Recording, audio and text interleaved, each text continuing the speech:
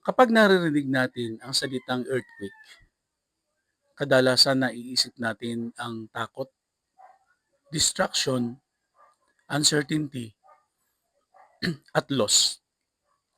Sa isang iglap, maaring magbago ang lahat. Buildings collapse, plans are interrupted, and people are reminded how fragile life can be.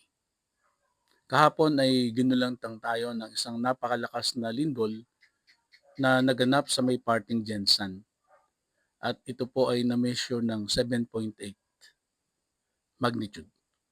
Sa umagang to, gusto kong talakayin natin ang title, When God Shakes the Earth in Our Hearts. Dito po sa Hebrew 12:26 to 27, once more, I will shake not only the earth but also the heavens. Sa Bible, earthquakes are not merely natural events. Maraming beses silang ginamit ng Diyos bilang una, a sign of His presence. Pangalawa, a display of His power. Third, a warning of judgment. Next, a confirmation of His work. And then, a reminder that only God's kingdom is unshakable. Habang pinag-aaralan natin ang earthquakes in the Bible, matutuklasan natin na minsan hindi lang lupa ang niyayinig ng Diyos, pati puso, priorities, at pananampalataya natin. Unang bagay na gusto kong i-share sa inyo, earthquakes reveal the power and presence of God. In Exodus 19:18, it says, the whole mountain trembled violently. Nang bumaba ang Diyos sa Mount Sinai upang ibigay ang kanyang kautusan, ang bundok ay nanginig ng matindi. The earthquake was a visible reminder that God is holy, powerful, and worthy of reverence. Madalas tayong maging komportable sa idea ng God as a father and friend, which is true.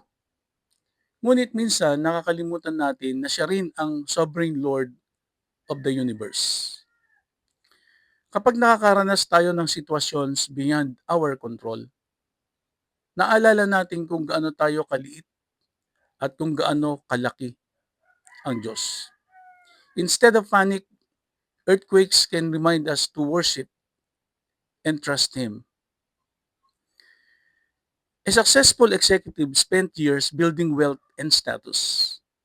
Nang magkaroon ng major financial collapse sa kanyang negosyo, na-realize niyang hindi sapat ang kanyang achievements para magbigay ng tunay na security.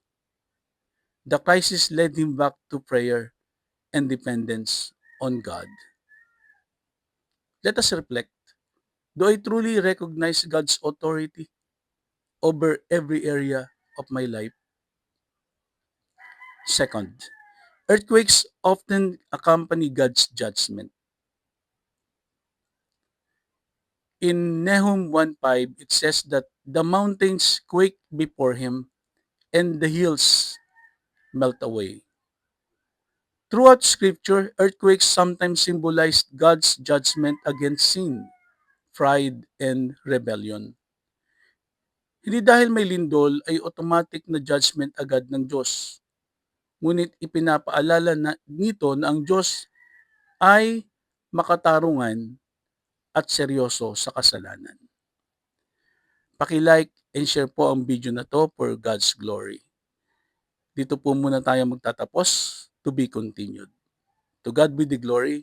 Amen.